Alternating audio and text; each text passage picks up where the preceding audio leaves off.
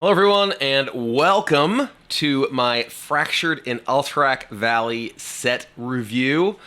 You can see we're keeping warm here in the chilly Alterac Valley with our dragon embers all around us. I'm very happy with the sort of new graphics and asset package that I have for my channels now, so I hope you enjoy it as well.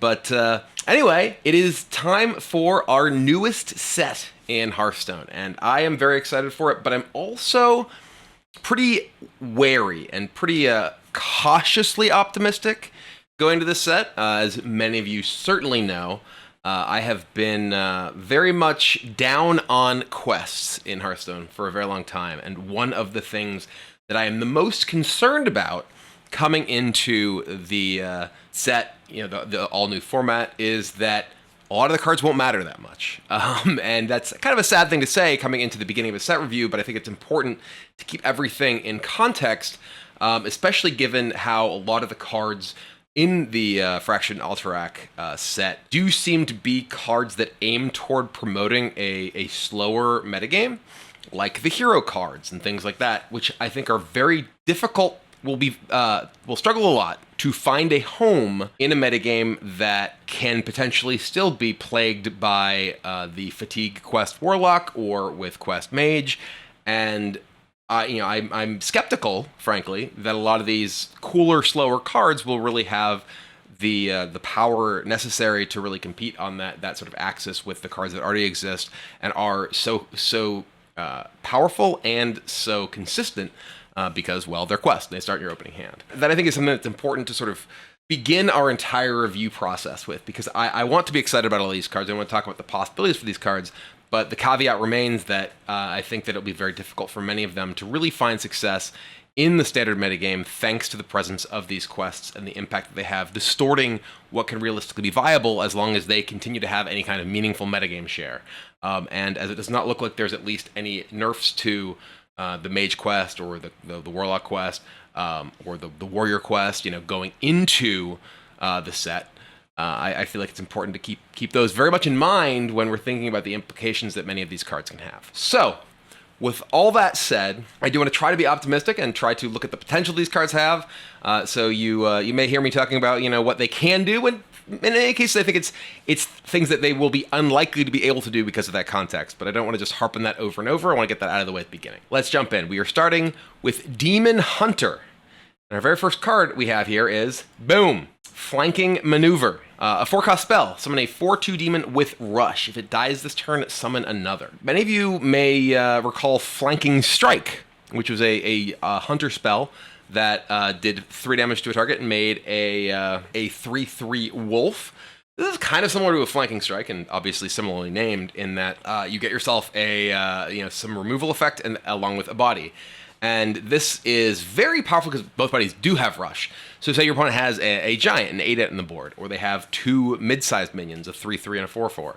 You can kill both of them with Flanking Maneuver. You can actually just get a ton of board presence, not necessarily a board presence, but a ton of tempo, removing multiple things with a single card. Could be card advantage as well. And obviously, there has been some push toward giving Demon Hunter these sort of, if your stuff dies, kind of sacrifice-style decks. And there's a lot more support for that in this particular set, which this can obviously be a potentially powerful element of. Of course, these assume that you're playing against decks that have good targets for such removal. And there definitely are quite a few of them, but there are many spell-based decks, whether they're Quest Mage or things like Alignment Druid, where this kind of card could be pretty inefficient. You certainly don't want to pay 4 and just get a 4/2. And it's extremely weak in any kind of matchup where your opponent is not primarily playing to the board. But in a world where there are a lot of small to mid-sized minions, this card can be extremely powerful. So I think that this is a card with a lot of potential, but requires the appropriate context. Next up, we have Warden of Chains. This is a 4-cost 2/6 taunt with Battlecry. If you're holding a demon that costs 5 or more, gain +1/+2. So this is interesting because if you do have a demon, this is a 3/8 taunt for 4, and it's still a 2/6 if you don't have the big demon. So in both cases, it's in the first case it's extremely strong defensively. In the second case, it's fine. You know, 2/6 taunt is not great, but we saw like Bloodhoof Brave at least saw play, and that could sometimes just die immediately and effectively be a 2/6 taunt. My biggest criticism of this card in terms of its likelihood of finding a home is that it falls into a place where it doesn't work with the most powerful cards that support the big minion strategies that have existed in Demon Hunter to this point. We have the sort of big demon decks, which right now I think can use Vandar Storepike. Recently got that from the sort of Alterac Valley event from this set. And that I think is a largely a more powerful version of, or rather more powerful tool for these decks than this is likely to be. You could look for, hey, I want to play a big demon deck, but I want to have more consistent early game defense. So I want to play something like this and not lock myself out of having, say, the cost reduction guy as well as this, give you more ways that you're sort of more consistently playing the mid game rather than like having the sort of power spike that Vanguard definitely gives you. So there's sort of two directions to go with that deck, and I think that it sort of depends on your sort of design philosophy for what you're trying to do with the deck, as well as kind of what the metagame looks like. If it's a metagame of more aggressive decks, maybe you want to have, you know, how valuable is a 3/8 taunt, you know, or a bunch of face hunters. Well, if there's a bunch of face hunters, maybe you don't necessarily might be playing a deck with a bunch of 8 and 9 cost demons, but at the same time, if the deck otherwise is, you know, powerful against the rest of the metagame, maybe playing a Warden of Chains version of Big Demon Hunter does make a lot of sense. The second kind of version of I was talking about that sort of big decks that exist for Demon Hunter are Proving Ground decks, right? And you're not really interested in playing Proving Grounds with this card in your deck. You only want to play big minions that effectively work with Proving Grounds, whether they're Death Rattle minions or Dormant minions, things that actually give you a value when they fight and hit the board, and not that just like give you a damaged or dead taunt. I do feel like there's certainly tension there with both of those builds, but again, I feel like if you're looking for kind of a leaner and more consistent version of a big demon deck rather than the big power spike version of Vandar, maybe this is the direction you want to go. All right, next up we have Curtris Demon Render. This is the hero card for Demon Hunter, and worth noting, the very first hero card for Demon Hunter, since they weren't around to get the sort of previous heroes, went back when we've had them in the past. So 6 cost Battlecry, summon 2 1/4 demons with Rush, improved by your hero attacks this game. So whenever you attack, it increases, from my understanding, their attack. And then you get a new hero power as well, which in the case of Curtris is Ash Fallen Fury. So it's a 1 cost hero power, much like the rest of the Demon Hunter ones. +2 attack. After a friendly minion attacks, refresh this. This is a hero card that I think can end games very quickly. I think this card is extremely strong compared to a lot of what we see from hero powers, or rather from hero cards. A lot of hero cards are built to kind of take over the game sort of slowly. You keep using their hero power each turn and get some advantage, or have like a big battle cry. The battle cry on this is good, but not like amazing. But the hero power that you get can end games extremely quickly. You know, if you have, say, 3 minions, you're just like, okay, I'll hero power, hero power, hero power, hero power, boom, +8. And that can just punch people in the face for tons of damage. It specifically doesn't work in a deck that is just punch you in the face. You need to have the minion support. Obviously, the bodies that you get from the battle cry of Curtris help with that as well. But it works best pretty clearly if you also have other minions to attack with. Alongside that, and there's a good number of rush minions. You can play this alongside, like Bladed Lady. Works kind of weirdly with Inquisitor, Illidari Inquisitor. You know, you need your opponent to have something, but you don't get like the extra attack from it attacking off of your attack. But yeah, I think this is an extremely powerful hero, and one that I actually have higher hopes for than a lot of the other ones, given my caveats that I started the review with.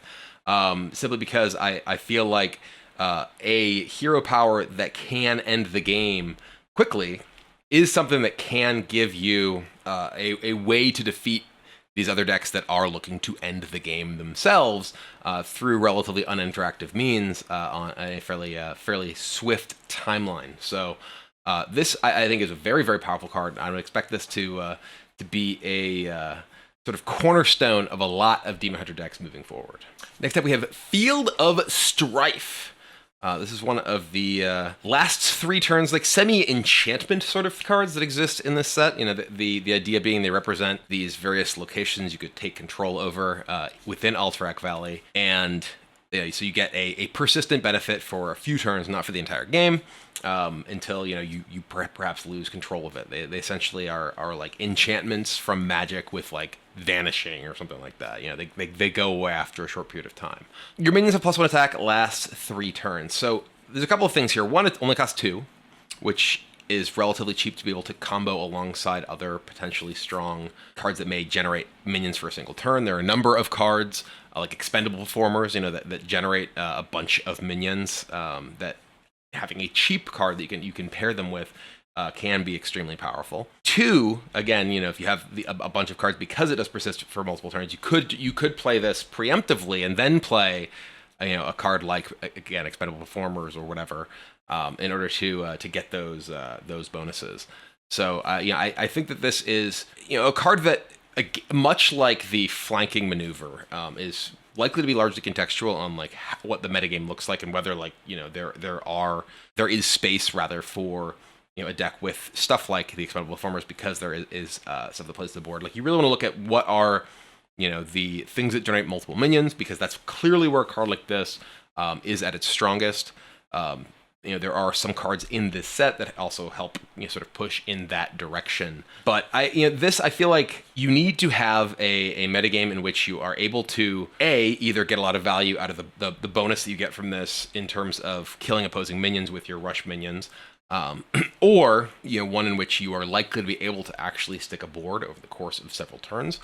Those sort of both seem like they're a relatively tall ask, although obviously, if you have a deck that can utilize kind of a metagame in which you can utilize both of those, like if there's like just big minions, not a lot of AoE, then great, But that has rarely been a world that we've lived in with any sort of recency. So I find it kind of unlikely that this card does end up seeing that much competitive play, but it is something that I think is worth looking at if you are looking at the sort of token direction for Demon Hunter. All right, next up we have Dread Prison Glaive. A 1-cost 1/3 weapon. Honorable kill, deal damage equal to your hero's attack to the enemy hero. For those who do not know what honorable kill is, that is when this kills a minion by dealing exactly that minion's current health and damage. So you get an exact kill on something, it gives you this bonus effect. So this is sort of an interesting card, because this can be like, hey, I get to hit your thing and smork you. Demon Hunter is the class that probably has the best chance of hero attacks getting honorable kills, because they have the most control over like what their actual attack ends up, between things like Fury and Chaos Strike and a hero power that gives +1. This is probably the place where this sort of effect would be the best by far. And, I think the amount of damage that you can sometimes get from this when you're like, you're punching an opposing big minion can actually be very, very strong. That said, this card, is just a 1/3 weapon for 1, feels a little bit awkward to me to actually like include in your deck. Like, the place where this is going to actually have value is a place where you're likely going to want to have like actually fairly high attack values, and playing a weapon with 1 attack makes it that much less likely you're going to be able to kill larger things. So, I think this card would be a lot more powerful if, it were a higher cost weapon that had a higher attack, because giving that just additional attack to like hit sort of a mid-sized minion is I think quite important to make this valuable, and also to justify the inclusion of this card in matchups where you're not getting the triggers, right? Like, if this was on like a Marrow Slicer with this ability, maybe you wouldn't make that card, but obviously like the fact that you're actually getting reasonable damage against opponents who don't have minions makes that a much easier card to include in your deck. Whereas like this card against, say, Quest Mage, right, is going to be just atrocious, right? You're drawing a card that effectively does 3 damage over 3 turns when your opponent doesn't actually have minions for you to attack, and that feels quite weak to me. So I don't think this card is very likely to see much play for that sort of combination of reasons. Next up we have Urzul Giant, talking about cards that kind of lend toward playing more of the swarm sacrifice your minions style. of Demon Hunter. This is, I think, a pretty powerful one. Obviously, it's kind of got a weird casting cost. I don't know that we've seen 13 cost minions before. I think that we had like Mountain Giant at 12. We had like Molten Giant at 20. We have Flesh Giant at any number, depending on what the balance team feels like these days. But none of those numbers have been high enough.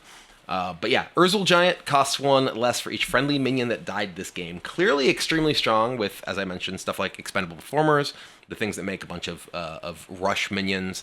Obviously, the Fields of Strife, making those things potentially more valuable. But again, I feel like in order for these cards to be effective, you're going to need a metagame in which, hey, I make a bunch of small things, and my small things attack into your things, and I'm actually getting value from them.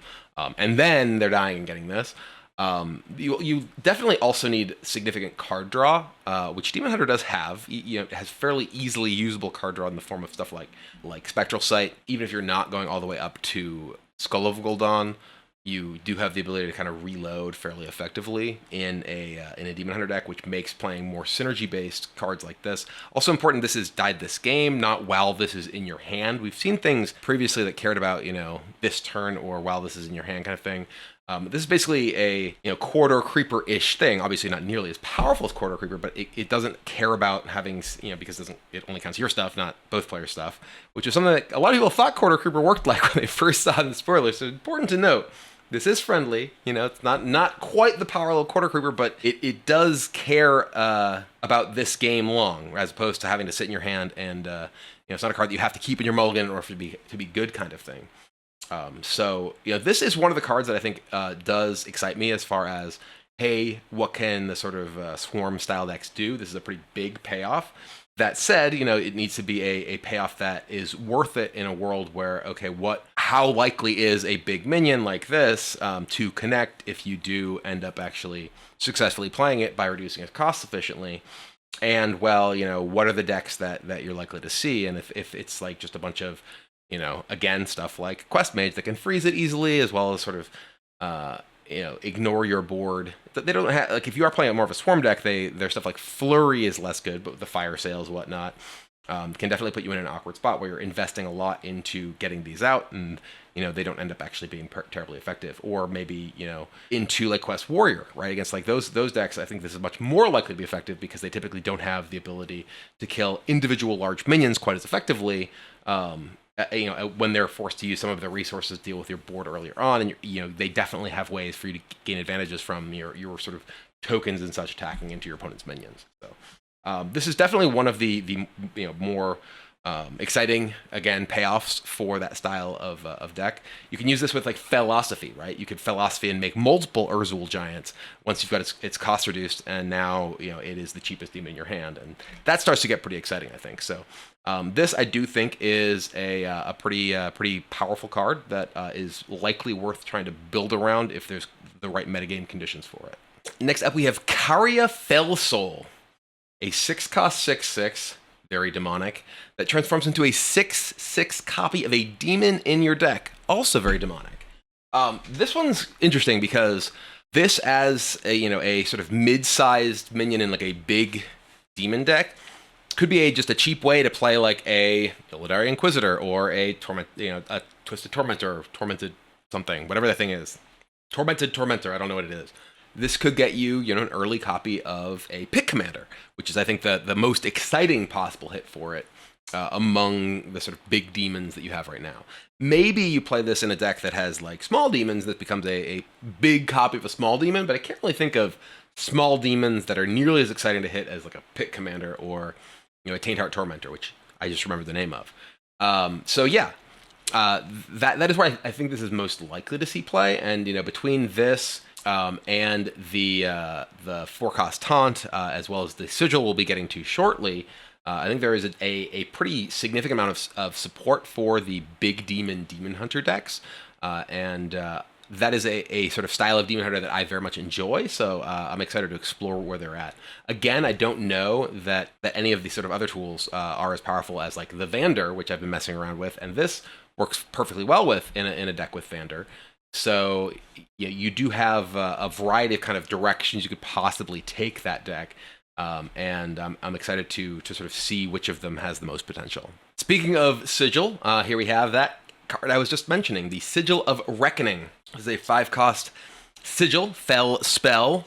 Start your next turn, summon a random demon from your hand. So pretty clearly this is a card that you want to play with a bunch of big demons. And interestingly, unlike, say, the Fell Summoner, which is a 6-cost card, this is not something your opponent can like silence and get rid of, right? There's no way that they can prevent you from getting this online, outside of somehow like making you discard the demon, which isn't really something that exists in at least the current format in Hearthstone. I think this is a very, very powerful card for that style of deck. You do start to get into the position, especially when you're playing a bunch of big demons and a bunch of ways to get them to play quickly, of, okay, how many big demons do I want? How many things that put them to play quickly do I want? Obviously, this is a faster way to get the thing into play than like a Fell Summoner, both because it, immediately does it. You don't have to make the guy die, but and there's no way for your opponent to, again, like kind of punish you of, oh, I'm gonna silence that, or I'm gonna kill it and then kill the thing immediately. But you sort of start to get to the point of, okay, how many of these sort of put my thing in cards can I play in my deck, and how many big demons do I need to play in order to support those? Because you just draw like a bunch of things that just put your things into play and not your big demons, you're going to be in a world of hurt. And also if you kind of like draw one big demon or two big demons and like two of these, and it's like, okay, well, you just use 4 cards, put 2 things into play if your opponent kills them. So there is always kind of that to keep in mind and try and figure out exactly the best way to build these depending on what the metagame looks like.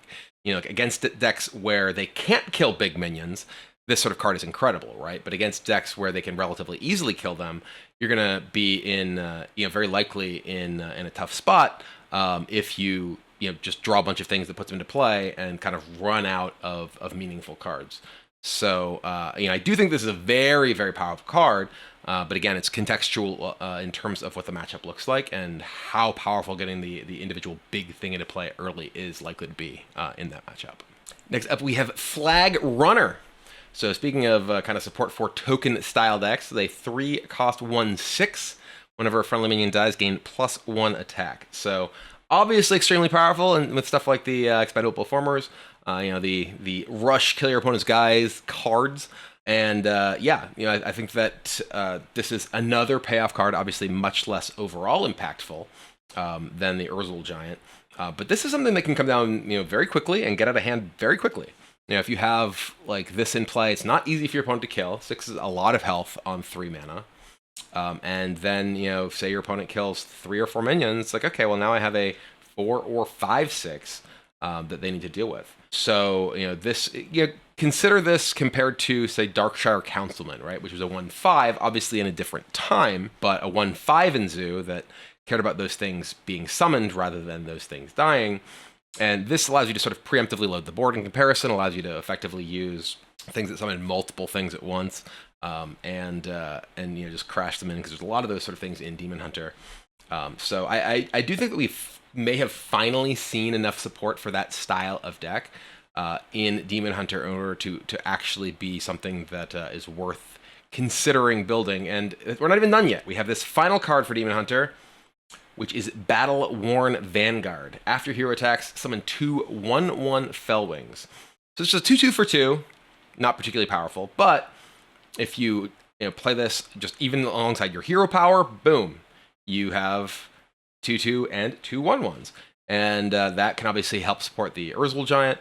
There's a totally reasonable number of just 1-cost weapons. Like you play like a Tusk Piercer, get some sort of thing with Death Rattle, and just like get this activated on turn 2. Go ahead and draw something off the Tusk Piercer. Worst case scenario, if you want to play Tusk Piercers into Persistent Peddlers, which are also things that you can give you things that die and then put other things at play. So they give you multiple death triggers for your Urzul Giants, multiple death triggers for your Flag Runners. Not to mention the possibilities of any other sort of death rattle things you want to try including there. Obviously, there's lots of death rattles that generate more minions as well. So a lot of things that you could potentially use for this sort of style of deck. This is potentially just a very, very strong card. If you look at it, you can say, oh, it's like a 4/4 for 2, which obviously it dies to less damage from an AoE perspective than that. But any sort of like singular damage is much worse against it or compared to that. But also, it's multiple bodies for things that care about multiple bodies. So there's upside there as well. So, again, I think there's a lot of tools for the sort of swarm Demon Hunter style of deck. I think pretty crucially, if you look at like what exists in the set for Demon Hunter, there's swarm stuff. The hero card as well sort of supports that. If you play a bunch of swarm type minions along with the hero power, and say you play like the what is it, Dreadeye, the one that makes your hero power cost one less, you could potentially just like keep attacking with like expendable performers and keep hero powering for 0 mana and just kill your opponent in one hit. A lot of options, a lot of things to explore in Demon Hunter. A lot of the stuff that have existed previously in Demon Hunter, things like the lifesteal OTK or just like punch your opponent in the face repeatedly. Those have always been things that I've generally found like pretty uninspiring, pretty like not compelling. In terms of the way that their gameplay is, but there's a lot of I feel like cool new things to explore between the big demons and the sort of swarm style decks that this set supports. So I'm pretty excited to see what direction Demon Hunter can go here. All right, next up we have Druid, our first card, the legendary Wing Commander Molvric. It's a 4-cost 2/5 with Rush. Your minions have honorable kill, summon a 2/2 minion with Rush. Now, this is the best possible answer that I can really imagine to your opponent playing a Glowfly Swarm. You just play your Wing Commander Molvric, it attacks into one of the Glowfly Swarm guys, you just get a 2/2 Wyvern and attack into a Glowfly Swarm, boom, boom, boom, boom, boom, boom, boom, boom, boom, boom, boom, boom. Kind of funny that's in Druid, so, it's just Druid on Druid violence there. But yeah, this is, again, I feel like I said this about a lot of the cards so far, and frankly, it's something you can say about lots of cards, period. Whether this is a powerful card is very contingent on what the metagame looks like. In the current metagame, I think this would be a pretty poor card. There's other than the Glowfly Swarm situation that I sort of discussed. It is, I think, a tough card to make work. I think at most likely this would be a card that is good in like a token Druid type deck where you have things that can buff the Wyverns themselves. That can buff this, can buff your other minions. You already have minions in place. You're not just relying on this. But those decks, I think, don't really want to play minions unless those minions are extremely powerful, simply because of the interactions with stuff like Fungal Fortunes. So yeah, in a world where there's a lot of small minions, especially 2/2 minions, because of the interaction with the Molvric as well as the Wyverns themselves, this could be a very, very powerful tool for Druid decks to climb back on the board against opposing minions, because Druid typically doesn't actually have that many great ways to deal with like a wide opposing board. But if those minions are very specifically 2/2s, this is great against them, or X2s, right? That is, a very specific world, and like it could just be that this is something that you play in like a token Druid deck that gives you a significant edge against other token Druid decks, or in like aggro Druid that can give you ways to come back against opponents who have wide boards themselves if you do happen to fall behind. But it is again very specific to what the sort of context of the metagame looks like, and that metagame being specifically small minion heavy, which we don't have a lot of right now. Next up, we have Frostwolf Kennels. The end of your turn, summon a 2/2 wolf with stealth, lasts 3 turns. This is just making baby Shiros. It's making little white pups. So this is the best card in the set. And they have stealth, so you can't attack them because they're too cute. But yeah, I think that this is actually like a okay card. I think it's probably just too slow is the thing. Getting 3 2/2s over the course of 3 turns, unless you are somehow getting very high value from just specifically having those 2/2s, just seems like it's not that effective. It does give you stealth minions, right? So if your opponent is aiming to interact with them, it is difficult for them to do so outside of AoE. If you have like things that can buff them, that's great. If you care specifically about having like multiple beasts off of the single card, that can be pretty powerful too. But this is a card that I think needs to lean pretty heavily on synergies in order to be effective. It is if you just look at it from a rate perspective, right? You're getting 3 minions, 3 2/2s out of 1 3-cost card. That's pretty powerful. So if you're in a situation where like you need to squeeze the maximum value out of each of your resources, then this could be a powerful card. But I feel like we're pretty far from the point where like, oh hey, like I'm trading a removal spell for your creature, or remove a spell for your creature, or removal spell for your creature. Okay, I'm out. No, that's not the world we live in right now, right? We live in a world where there's like quests that give you endless value. There's just lots. Now there's hero cards, so it feels pretty unlikely that we're gonna be able to use that effectively just as an attrition tool. It is also, over the course of quite a few turns, right? It is 6 damage. It's kind of like a fireball because they're all stealth minions. But obviously, it is very slow, and taunts can get in the way, or AoE can get in the way. But yeah, I struggle to really figure out where this would necessarily find a home. Again, if there's decks that really care about having, a bunch of beasts, which there are some cards in this set that do sort of lean in that direction. Maybe this could find a home there, but it seems tough for this to be as sort of low tempo a card as it is, and find a home in a format that just has so much value and so much like overwhelmingly powerful stuff going on. Here we do have a card that can go very well with the pups, which makes sense because it's a matriarch, but is a 4/5 beast with taunt. Costs 7, but costs 1 less for each beast you've summoned this game. So if you do play the Frostwolf Kennels, you get all 3 of your ticks. Right? You play that on 3, the end of turn 3, end of turn 4, end of turn 5. On turn 6, you have 4-cost 4/5 taunt, just from the Kennels alone. So this card I actually think is pretty sweet. If you do play like a beast heavy deck, getting this down to like 0 cost or very low cost early on can pair very well with Menagerie Warden, which is a card that returned in the core set with a buff, only costing 5 rather than 6. So obviously pairs very well with low cost but high impact beasts. Being able to get multiple copies of a 4/5 taunt beast alongside your Menagerie Warden, I think can be very, very powerful. This does, again, this is it cares about beasts you've summoned, so anything that makes token beasts is good, like the Frostwolf Kennels we discussed. That said, the Frostwolf Kennels, again, if you play that on turn 3, will not actually get you the 3 beasts until the end of your turn 5. So you will have only gotten the discount for this going into your turn 6. Obviously, it could be incremental, right? If you summon other beasts, that can still give you that edge. But I do like the sort of push for Druid to have beast synergy stuff being good. I think Menagerie Warden is a cool card, and having people care about, hey, I want to play beasts rather than I want to just play a bunch of ultra efficient minions. And there are some very powerful beasts that do exist. Whether they're powerful enough to overcome the effectiveness of stuff like Razorman Battle Guard or things like that. It is worth noting that this, by the way, would work with Oracle if you get its cost low enough. You can use Oracle and get this cost reduced. You can also work with Razorman Battle Guard, right? If you have a beast heavy version of the Aggro Taunt Druid, this could get reduced even more.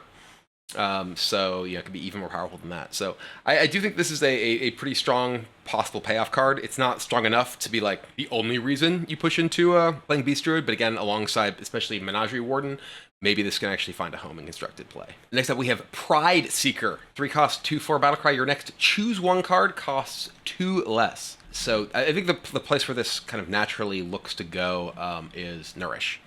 You can play Pride Seeker on 3, which allows you to play Nourish for mana on 4, and then potentially, play Nourish for cards later on.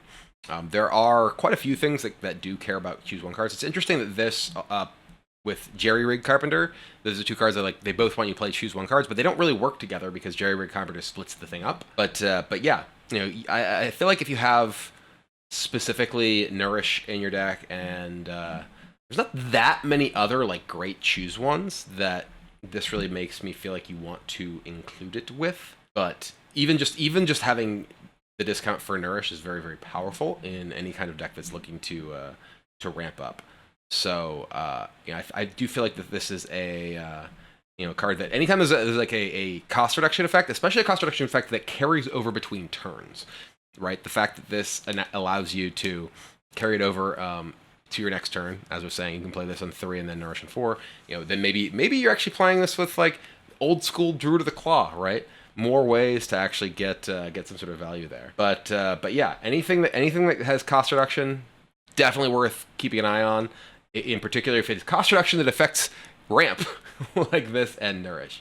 So yeah, certainly a card that I recommend keeping an eye on, especially if we do see more choose one cards in future sets and Nourish remains in the core set. Next up is Claw Fury Adept, a beast. Give all other friendly characters +1 attack this turn. Worth noting, friendly characters, not friendly minions. This affects your hero, which is a very big deal in some matchups. Being able to play this on turn 2, kill your opponent's 2/1, whereas normally you'd have to hero power. This does almost give you a free hero power, as well as work well with your potential swarm of small minions. Another thing that works quite well with the Matriarch, allowing that cost reduction. This works well with the stealth minions that come off of the Frost Wolf pups, whatnot. This is just an extremely powerful card. When I first saw this, I read it as friendly minions, and I'm like, oh, this card isn't that good. But the fact that it is friendly characters and gives you, even if you just play it on turn 2, the potential to get board control. Oftentimes you'll have opponents play like 2/1 minions into your hero power when you're playing Druid or a class that actually takes 2 mana to actually kill it to try and get the tempo advantage. And if you're able to actually get the tempo advantage yourself with the Claw Fury Adept, that can be extremely powerful. So I think this is kind of a sleeper card in terms of how powerful it is, because it is one of the things that Druid can suffer from is falling behind on the board if it doesn't itself have an explosive opener when you are playing a minion based deck. And this is something that allows you to develop your board while simultaneously removing that of your opponents, and I think can be very, very powerful. Also good for burst potential when you have a wide bird late in the game. So overall, just a super good card that I expect to see a lot of play. Next up, we have Capture Coldtooth Mine. I was saying, what choose one cards do you play? Well, this is a choose one card that works pretty well with Pathfinder. You can choose to play this for 0 to draw a cheap card, draw an expensive card. This just in your deck alongside Nourish. If you just have those two, right, your Pathfinders are always doing something that's relevant to getting you to the part of the game that you want to be at. And in particular, draw your lowest cost card or draw your highest cost card. That is a sort of split choose effect, which is like, okay, I need power, I need ramp, I need interaction. Like, this is almost universally going to draw you ramp / like an Innervate, a Lightning Bloom, a Nature Studies, right? Something that will get you to your later game or draw you your late game. So I think this is a very, very interesting card that can influence the way you build your decks too. Do you want to get your acceleration or your end game? And this can find you like a Survival of the Fittest. It can find you the Big Hand Knoll. It can find you Malagos. Like, it all just depends on what your deck looks like. And having that option for a tutor effect that effectively cycles into a ramp effect, it can either get your big thing or your little thing super, super powerful, super valuable, I think. So I think this is an extremely effective card that I do expect to see a lot of play. Speaking of your big stuff, next up we have Wild Heart Guff. So this is what I've been describing as the chat mana hero. Allows you to actually play all the cards in one turn that Twitch chat would suggest that you can. With Battlecry, set your maximum mana to 20, gain a mana crystal, draw a card, and then, of course, the hero power of choose one, draw a card, or gain a mana crystal. I mostly just think that this card is super cool. I actually find it pretty unlikely that this ends up being like a metagame-defining card or even a particularly powerful card, particularly given the way that Druid looks in the current metagame.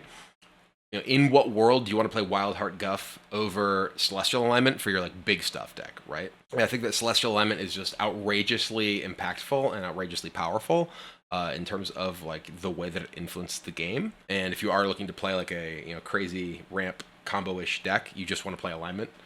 This card also just works horribly with Alignment because setting your maximum mana to 20 when you have 1 mana is pretty awful. So yeah, I despite the fact that I think this is a super neat looking card, I do find it unlikely that as long as Celestial Alignment is around that this really sees that much play, because any deck that wants to be doing this, I think, is likely better off doing Celestial Alignment things, unless maybe the world is one in which people build their decks to play with Celestial Alignment. I mean, I guess this is like a fine card once you do Celestial Alignment, right? Because it does give you a mana crystal and it's not an empty mana crystal, so you could actually play this once you've alignmented. Maybe this is just like another thing that alignment decks play, but I do think that alignment is pretty much just better than this most of the time. Maybe this just is another tool that goes into those decks. I guess you could just use this to ramp 2 alignment because it gives you a mana crystal anyway. You just ramp it into that, and then you play your alignment, and then I guess you could your hero power. I assume. I mean, if the hero power is gain a mana crystal and it's a full mana crystal, it's very weird to me that it would work that way, because it's effectively a 1-cost ramp. Overall, I think this card is cool. I doubt it will be, like I said, I doubt it will be sufficiently impactful to move people away from alignment as sort of the ramp thing of choice, because alignment is both so powerful and so disruptive, and at best will be kind of a ramp spell that you play in your alignment deck just because it's another ramp spell, basically. At least for now. Next up, we have Dire Frostwolf, which I do think is one of the sort of powerful support cards for these beast decks in this set. Is a 4-cost 4/4 stealth with Death Rattle. Summon a 2/2 wolf with stealth. So, 4-cost 4/4 with stealth by itself is actually just a powerful thing that you could potentially use to combine with Menagerie Warden. Especially if you have any kind of buffs for it before you play the Warden. Difficult for your opponent to interact with it before you're able to get the copy. So possibly, the strongest of kind of the beast synergy type cards that we're seeing in this set for that specific purpose. And also the fact that it is a beast that summons a beast when it dies works very well with the Matriarch in terms of giving you additional beast summons in order to support that cost reduction. So I do think this is one of the more impactful cards overall in the set for that Beast Druid potential deck, and think that it is very likely to see quite a bit of play. And next up we have Pathmaker, so another choose one synergy card. Battlecry, cast the other choice from the last choose one spell you've cast. I think again, sort of naturally go to look at Nourish, potentially play the multiple cards that sort of care about your choose ones. Nourish is really the key element, I think, for both of them. Obviously getting the reduced cost of your Nourish, and then ramping, and then playing Pathmaker to draw additional cards from the other half of your Nourish can be extremely strong. So lots of tools that I think lean pretty heavily on that card specifically in this set. So I do think there's kind of a choose one deck that sort of exists here. I don't know if the choose one stuff is likely to be any better than what you already have options for with the sort of Druid ramp cards that kind of naturally build toward the Celestial Alignment style deck or just the Survival of the Fittest type decks regardless. But there are definitely other kind of directions that you can take it, particularly when those cards rotate out. I don't know if this will have an immediate impact because the sort of core tools those decks have to work with are already so powerful. And lastly, we have Heart of the Wild. Give a minion +2/+2, then give your beasts +1/+1. This is obviously a card that does care about having a bunch of beasts in play. Could care quite a bit about having a bunch of stealth beasts because they're hard for your opponent to kill. Maybe this alongside Matriarch is enough to make the very low tempo of the stealth Frostwolf pups good enough to justify seeing play. I'm still kind of skeptical, just because you play like the pup maker on say 3, you need like 2 pups, then you play this on like 5, and it's like okay, you end up with like a 5/5 coming out of stealth. And then, another 3/3 stealth. Maybe you played some other stuff in there as well, but you didn't have that much mana worth of stuff to play. I don't know. But I do like, again, the push toward making beasts a relevant thing that is fairly heavily supported in Druid. It does give you, as I mentioned, a more coherent sort of hook to try to build toward, and not just want to play like, stuff that goes wide, the most efficient things, and feels more Druidish when you're playing with a bunch of beasts. So overall, it does feel like the beasts are sort of the main winner from the sort of card pool here for Druid. Guff itself, like I mentioned, mostly feels like it is a kind of ramp spell. I do think that it's likely worth noting that the Wing Commander does make Griffins, which I imagine are likely to be beasts. I haven't actually seen the Griffin token. But if they are beasts, that is relevant for the Matriarch as well, and that could be a potential inclusion in that style of deck. I do think that the Capture the Mine is a pretty relevant card for some of the kind of cycle style decks, the ramp style decks that are looking for that. I don't know that that's worth playing over anything that currently exists in like the Celestial Alignment decks, for instance.